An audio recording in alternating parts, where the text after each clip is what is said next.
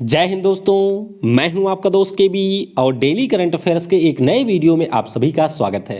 तो आज के इस वीडियो में हम 4 दिसंबर 2020 से जो भी महत्वपूर्ण प्रश्न आपकी परीक्षाओं में पूछे जा सकते हैं उन सभी प्रश्नों को डिस्कस करेंगे।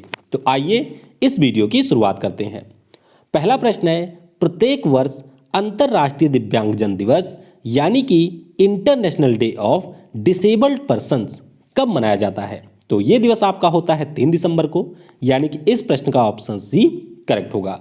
तो जो भी हमारे दिव्यांगजन हैं उनके अधिकारों के बारे में लोगों को जागरूक करने के लिए और उनके कल्याण को बढ़ावा देने के लिए प्रत्येक वर्ष 3 दिसंबर को अंतर्राष्ट्रीय दिव्यांगजन दिवस मनाया जाता है।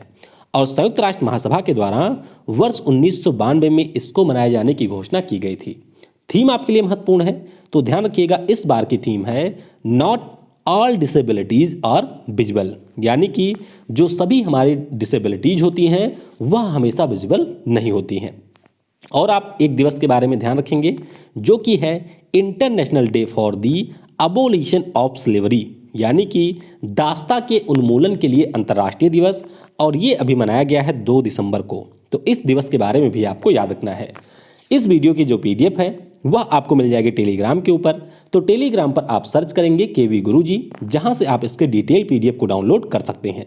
और वीडियो अगर आपको पसंद आता है तो इसे लाइक करने के साथ अपने सभी दोस्तों के साथ में शेयर करना बिल्कुल भी मत भूलिएगा।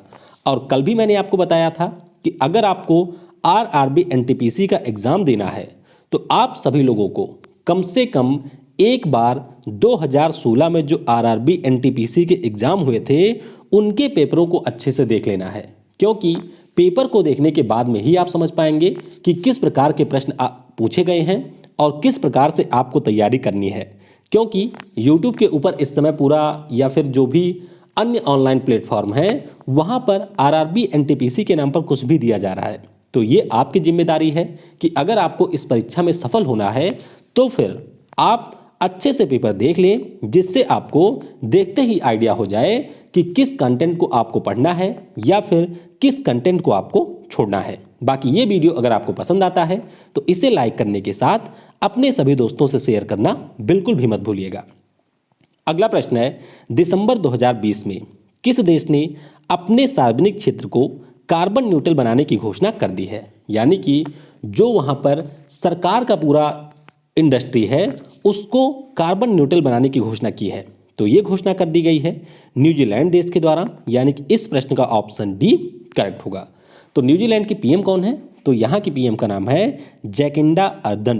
तो इन्हीं के द्वारा ये घोषणा की गई है कि जो भी न्यूजीलैंड में पूरा सार्वजनिक क्षेत्र है उसको हम लोग 2025 तक कार्बन न्यूट्रल बना देंगे। तो कार्बन न्यूट्रल मैं आपको पहले भी कई बार बता चुका हूँ, यानी कि उस पार्टिकुलर इंडस्ट्री के द्वारा जितना कार्बन इमिट किया जाता है उतने कार्बन को अवशोषित भी कर लिया जाएगा। इसके अलावा आप ये भी ध्यान रखेंगे कि न्यूजीलैंड की पीएम के द्वारा जलवायु आपातकाल की घोषणा की गई, और पिछले साल कई सारे देशों ने जलवायु आपातकाल की घोषणा की थी।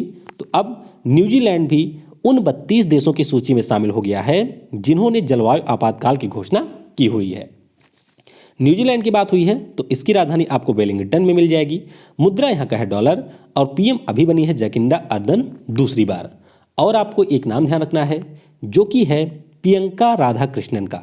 ये यहाँ पर एक मंत्री बनी है और ये भारतीय मूल की हैं। तो यहाँ पर आप देख सकते हैं ये आपको मिलेगा न्यूजीलैंड देश। यहाँ पर आपको तस्मान से मिलेगा, यहाँ पर आपको मिलेगा ग्रेट ऑस्ट्रेलियन बाइट, यहाँ पर आपको कोरल रीफ मिलेगा जिसे हम लोग ग्रेट बैरियर रीफ के नाम से जानते हैं। फिर आप थोड़ा सा ऊपर आएंगे तो तिमूर सी है, यहाँ पर आपको बांदा सी मिलेगा, यहाँ पर इंडोनेशिया के पास में जावा सी है। तो ये सारे कुछ लोकेशन हैं जिनके बारे में भी आपको पता होना चाहिए।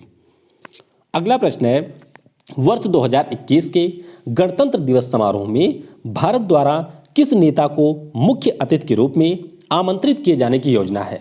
यानी कि जब भी हमारे यहाँ पर रिपब्लिक डे सेलिब्रेशन होता है तो उस अवसर पर हमारे देश की सरकार के द्वारा किसी वैश्विक स्तर के नेता को अपने यहाँ पर इनवाइट भेजा जाता है कि आप हमारे यहाँ पर आकर के शामिल हों।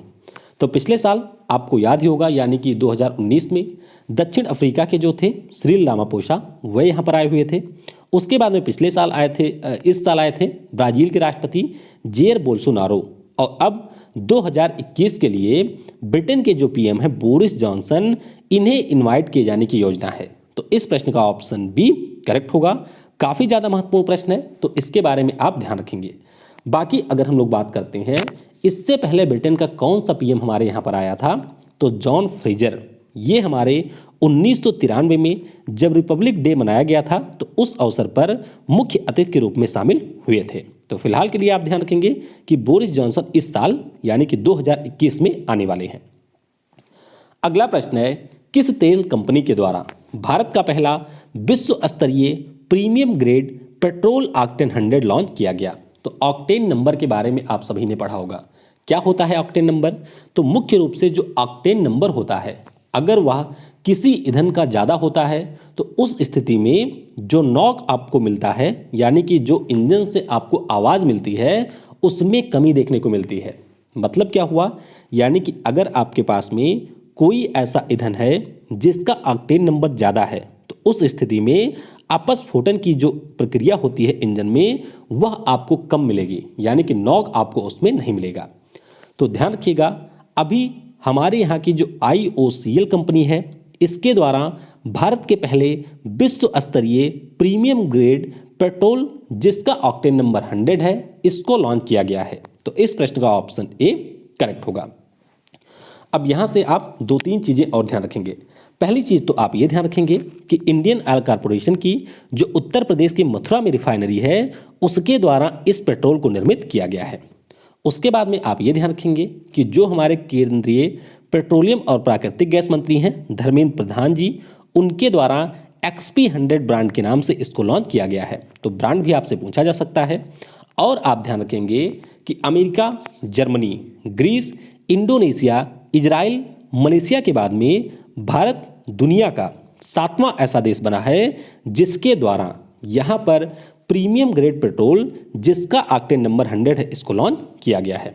तो जैसा कि मैंने आपको बताया, अगर किसी भी ईंधन का ऑक्टेन नंबर ज़्यादा है तो उस पेट्रोल इंजन में आपको अपस्फोटन की जो प्रक्रिया होती है वह कम मिलेगी, यानी कि वह जो ईंधन है वह ज़्यादा बेहतर रूप से कार्य करेगा। तो ये आपको यहाँ पर ध्यान रखना है। इससे हमारे इंजन की जो गुणवत्ता है वह बढ़ जाती है और इससे उसको और ज़्यादा पावर भी मिलता है। अगला प्रश्न है, बंगाल की दक्षिणी पश्चिमी खाड़ी में निर्मित चक्रवात बुरेई का नामकरण किस देश के द्वारा किया गया? तो ये जो चक्रवात ओरिजिनेट हो रहा है, इसका नामकरण किया गया है मालदीव देश के द्वारा, यानी कि इस प्रश्न का ऑप्शन डी करेक्ट होगा। तो फिलहाल आप ये ध्यान रखेंगे, ये आप देख सकते हैं, यहाँ पर हमारा है तमिलनाडु, यहाँ पर है केरल और ये आपको मिलेगा श्रीलंका। तो श्रीलंका भी इससे प्रभावित होगा। इसके अलावा तमिलनाडु और जो हमारा दक्षिण केरल राज्य है वह भी इस चक्रवात से प्रभावित होगा। तो IMD के द्वारा इन राज्यों के लिए विशेष चेतावनी जारी की गई है। अब आइए एक बार फिर से हम लोग वह चार्ट देख लेते हैं जो कि अभी 2020 में इंट्रोड्यूस किया गया है। तो कल एक सेपरेट वीडियो होगा जिसमें हम लोग थोड़ा सा जानेंगे चक्रवात कैसा होता है, किस प्रकार से ये कार्य करता है और सबसे ज़रूरी इसका नामकरण किस प्रकार से किया जाता है। तो आप ध्यान रखेंगे कि जो निसर्ग आया था उसका नामकरण किया था बांग्लादेश ने, फिर अभी गति आया कहाँ पर, ओमान के पास में, यमन के पास में, तो उसका नामकरण किया भारत ने। फिर अभी आया था निवार चक्रवात तमिलनाडु, इसके अलावा आंध्र प्रदेश यहाँ पर, तो इसका नामकरण ईरान ने किया था। और अब आप देख सकते हैं जो बुरेई नाम का चक्रवात है, इसका नामकरण मालदीव के द्वारा किया गया है। अब अगला जो भी हमारे इस क्षेत्र में चक्रवात आएगा उसका नामकरण म्यांमार के द्वारा किया जाएगा और इसका नाम क्या होगा, तो इसका नाम होगा तौकतेई, ये इसका नाम होगा। तो यहाँ से आप लिस्ट देख करके समझ सकते हैं कि नामकरण किस प्रकार से किया जा रहा है।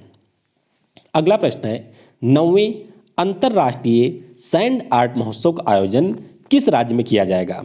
तो ये जो अंतर्राष्ट्रीय सैंड आर्ट महोत्सव है इसका आयोजन किया जा रहा है उड़ीसा राज्य में। तो इस प्रश्न का ऑप्शन ए करेक्ट होगा। तो उड़ीसा सरकार का जो पर्यटन विभाग है उसके द्वारा पुरी जिले में जो चंद्रभागा बीच है वहाँ पर इसका आयोजन किया जा रहा है। तो ये आप देख सकते हैं, इस प्रकार से रेत से विभिन्न प्रकार की मूर्तियाँ बनाई जाती हैं और जो हमारे सुदर्शन पटनायक जी हैं उड़ीसा के, उनको यहाँ पर इसका क्यूरेटर नियुक्त किया गया है। थीम आप ध्यान रखेंगे, तो थीम इस बार की है इन्वायरमेंट एंड कोविड-19। तो आपको ध्यान रखना है कि जो 9वां अंतर्राष्ट्रीय सैंड आर्ट महोत्सव है इसका आयोजन उड़ीसा के पुरी जिले में किया जा रहा है। इसके अलावा उड़ीसा में जो आपका कोणार्क सूर्य मंदिर है, यहाँ पर कोणार्क नृत्य महोत्सव का भी आयोजन किया जाता है। तो अभी हाल ही में 31वें कोणार्क नृत्य महोत्सव की भी शुरुआत हो गई है। बाकी अगर हम लोग कोणार्क सन टेम्पल की बात करते हैं तो 13वीं शताब्दी में जो हमारे पूर्वी गंगा साम्राज्य के राजा थे, जिनका नाम था नरसिंह देव प्रथम, इनके द्वारा कोणार्क सूर्य मंदिर का निर्माण करवाया गया था। तो ये प्रश्न कई बार पूछा जा चुका है, तो इसके बारे में भी आपको ध्यान रखना है। कोणार्क सूर्य मंदिर को हम लोग ब्लैक पैगोडा के नाम से भी जानते हैं। अगला प्रश्न है, दिसंबर 2020 में बीएसई लिमिटेड पर बॉन्ड जारी करने वाला उत्तर भारत की पहली नगर पालिका कौन बन गई है? तो पहली नगर पालिका बन गई है लखनऊ। तो इस प्रश्न का ऑप्शन बी करेक्ट होगा। तो बस सिंपली आप ये ध्यान रखेंगे कि अब जो लखनऊ की नगर पालिका है उसने अपने आप को स्टॉक एक्सचेंज में लिस्ट करवा लिया है, यानी कि जो हमारा शेयर मार्केट होता है उसमें अब लखनऊ नगर पालिका को लिस्ट कर दिया गया है। तो ये आप यहाँ से ध्यान रखेंगे। तो उत्तर प्रदेश के सीएम हैं योगी आदित्यनाथ, इनके द्वारा बीएसई लिमिटेड की बिल्डिंग में जा करके पारंपरिक तौर पे ये जो बैल से घंटी बजाई जाती है, इस घंटी को बजा करके लखनऊ का जो नगर निगम है उसके बॉन्ड की लिस्टिंग की गई है, यानी कि इसको यहाँ पर सूचीबद्ध किया गया। अब आप एक जरूरी चीज़ ये ध्यान रखेंगे कि जो लखनऊ नगर पालिका है वह हमारे देश की 9वीं नगर पालिका बन गई है, जो कि बीएसई लिमिटेड में अपने आप को लिस्ट कराई है। और हमारे यहाँ पर जो अमृत योजना शुरू हुई थी शहरों के लिए, उस योजना की शुरुआत के बाद में लखनऊ ऐसा पहला शहर बन गया है जिसके द्वारा यहाँ पर नगर पालिका बॉन्ड को जारी किया गया है। तो अब इसके बॉन्ड भी आप वहाँ से जाकर के परचेज कर सकते हैं। अगला प्रश्न है, दिसंबर 2020 में प्रोफेसर संगीता श्रीवास्तव को किस विश्वविद्यालय की पहली महिला कुलपति के रूप में नियुक्त किया गया? तो इनकी नियुक्ति हुई है इलाहाबाद विश्वविद्यालय के नए कुलपति के रूप में, यानी कि इस प्रश्न का ऑप्शन सी करेक्ट होगा। तो बस आपको ध्यान रखना है कि जो प्रोफेसर संगीता श्रीवास्तव हैं ये इलाहाबाद विश्वविद्यालय की पूर्व प्रोफेसर रह चुकी हैं। 2018 में प्रोफेसर राजेंद्र सिंह विश्वविद्यालय की ये कुलपति बन गई थी और अब जाकर के इनको इलाहाबाद विश्वविद्यालय की नई कुलपति के रूप में नियुक्त किया गया है। स्थान इन्होंने किसका लिया? तो राजीव रंजन त्रिपाठी का इन्होंने स्थान लिया है। कोलकाता यूनिवर्सिटी की बात करते हैं, इलाहाबाद यूनिवर्सिटी की बात करते हैं तो ये काफ़ी ज़्यादा पुरानी यूनिवर्सिटी है। 23 सितंबर 1787 को इसकी स्थापना की गई थी और 2005 में हमारी संसद के द्वारा एक एक्ट के माध्यम से इसको केंद्रीय विश्वविद्यालय का दर्जा दिया गया था। तो ये भी आप ध्यान रखेंगे। बाकी यहाँ पर आपको दिख रहा होगा अलीगढ़ मुस्लिम विश्वविद्यालय का नाम। तो इसकी पहली महिला चांसलर वाइस चांसलर कौन बनी थी, उनका नाम आपको नीचे कमेंट में बताना है। अगला प्रश्न है, दिसंबर 2020 में किस शहर में महाराष्ट्र के पहले बाल मित्र पुलिस स्टेशन की स्थापना की गई? तो ये जो पहला बाल मित्र पुलिस स्टेशन है इसकी स्थापना की गई है पुणे में। तो मुख्य रूप से ये हमारे बच्चों के लिए होता है, तो ध्यान रखिएगा इसकी स्थापना पुणे में की गई है और नाम इसका है बाल स्नेही पुलिस स्टेशन। अगला प्रश्न है, दिसंबर 2020 में किस राज्य के पहले पावर प्लांट की बिदादी में आधारशिला रखी गई? तो ये जो पहला पावर प्लांट है इसकी आधारशिला रखी गई है कर्नाटक राज्य में। तो इस प्रश्न का ऑप्शन ए करेक्ट होगा। तो आपको ये ध्यान रखना है कि ये हमारा हो गया कर्नाटक राज्य। कर्नाटक की राजधानी आपको मिलेगी बेंगलुरु में और बेंगलुरु में है बिदादी। तो बिदादी में जो हमारे नगर पालिका का कचरा होता है उसके माध्यम से बिजली का निर्माण किया जाएगा। तो ये जो पावर प्लांट है इसकी क्षमता होगी 11.5 मेगावाट और ये जो पावर प्लांट है इसकी स्थापना कर्नाटक पावर कॉरपोरेशन लिमिटेड के द्वारा की गई है। तो ध्यान रखिएगा कि कर्नाटक में जो बेंगलुरु है वहाँ पर बिदादी में एक नया पावर प्लांट बना है जो कि कचरे से बिजली को उत्पादित करेगा। कर्नाटक के बारे में कुछ अन्य चीज़ें जान लेते हैं, जैसे कि अभी जो 6वां United Kingdom India business council doing business in India report आई थी, उसमें महाराष्ट्र के बाद में ये दूसरे स्थान पे था। भारत का जो पहला चंदन संग्रहालय है वह मैसूरू में खुल रहा है। मछुआरों के लिए इनके द्वारा अभी कदालू ऐप को लॉन्च किया गया और विजयनगर यहाँ का 31वां जिला बनेगा। तो ये भी आपको ध्यान रखना है। बाकी राजधानी इसकी बेंगलुरु में है, राज्यपाल वाजूभाई वाला हैं, मुख्यमंत्री हैं BS येदियुरप्पा, लोकसभा में 28 सीटें हैं, राज्यसभा में है 12 सीटें। उच्च न्यायालय आपको मिलेगा बेंगलुरु में और मुख्य न्यायाधीश अभय श्रीनिवास ओका। कई सारे टाइगर रिजर्व आपको मिलेंगे जो कि बहुत ही महत्वपूर्ण हैं, डांडेली अंशी, भद्रा, बांदीपुर, बिलीगिरी रंगनाथ और नागरहोल। तो ये यहाँ के टाइगर रिजर्व हैं। राष्ट्रीय पार्क की बात करते हैं तो अंसी, बन्नेरघट्टा, बांदीपुर, नागरहोल और कुद्रेमुख यहाँ के राष्ट्रीय पार्क हैं। अगला प्रश्न है, भारतीय वायुसेना ने किस राज्य में आकाश मिसाइल और इग्ला मिसाइल का सफल परीक्षण किया है? तो ये जो दोनों मिसाइल हैं इनका परीक्षण किया गया है आंध्र प्रदेश राज्य में। तो इस प्रश्न का ऑप्शन डी करेक्ट होगा। आंध्र प्रदेश में कहाँ पर हुआ? तो ध्यान रखिएगा, आंध्र प्रदेश मान लीजिए हमारा राज्य है, तो यहाँ पर आपको मिलेगा सूर्यलंका एयर फोर्स स्टेशन, जहाँ पर हमारी वायुसेना के द्वारा इन दोनों मिसाइलों का अभी सफल परीक्षण किया गया है। अब इन मिसाइलों के बारे में भी आइए थोड़ा सा जान लेते हैं। सबसे पहले हम लोग बात करेंगे आकाश मिसाइल की। तो पहले तो आप ये ध्यान रखेंगे कि यह एक ऐसी मिसाइल है जिससे हम लोग न्यूक्लियर वारहेड को भी ले जा सकते हैं, ये आप ध्यान रखेंगे। और ये जो हमारी मिसाइल है उसको डीआरडीओ ने भारत डायनामिक्स लिमिटेड के साथ में मिलकर के निर्मित किया है। और इस प्रकार से आकाश मिसाइल हमारे देश की पहली पूर्ण रूप से स्वदेशी निर्मित मिसाइल है। बात करते हैं इस मिसाइल की, तो ध्यान रखिएगा यह सतह से सतह पर मार करने वाली मिसाइल है, यानी कि सरफेस से सरफेस से इससे हिट किया जा सकता है।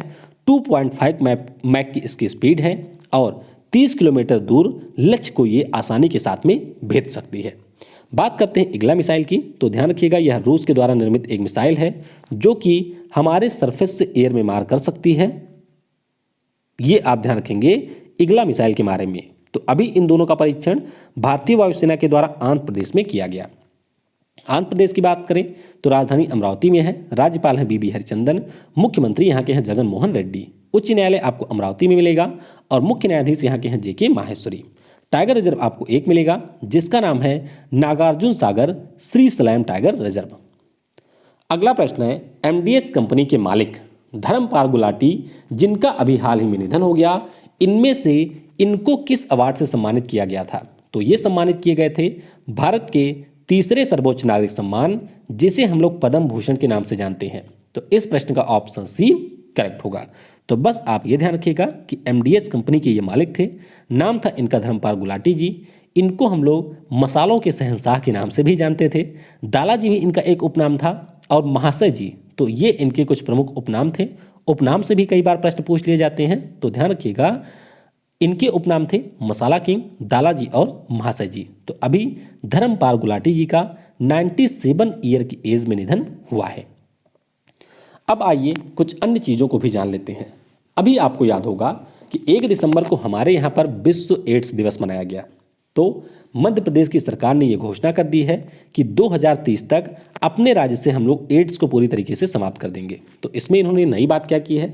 नई बात कुछ नहीं है, भारत सरकार ने ऑलरेडी कमिटमेंट किया हुआ है कि 2030 तक हम अपने यहाँ से एड्स को पूरी तरीके से समाप्त करेंगे।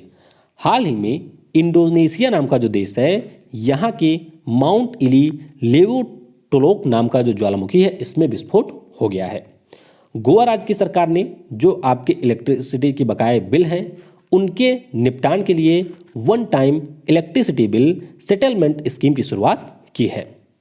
अभिनेत्री अनुष्का शर्मा यानी कि क्रिकेटर विराट कोहली की जो वाइफ है, इनको अभी प्रेगा न्यूज़ ने अपना ब्रांड एम्बेसडर नियुक्त किया है।